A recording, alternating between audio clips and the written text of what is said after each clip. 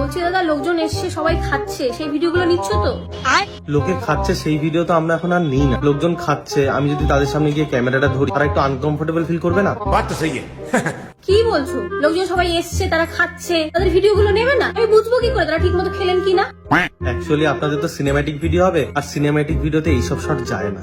তুমি বাবা তোমার ওইসব ভিডিও দিয়ে সিনেমা টিনেমা বানিও, আমার কোনো তাতে অসুবিধা নেই। गजब बेइज्जती है। আপনি তো বুঝতেই চাইছেন না। ঠিক আছে, আর কি করার, যাচ্ছি। अभी मजा आएगा ना भिड़ो।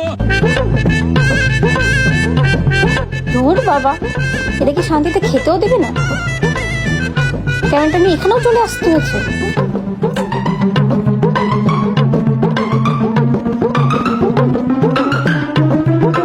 বলছি দাদা, এবার একটু খেতে দেবেন?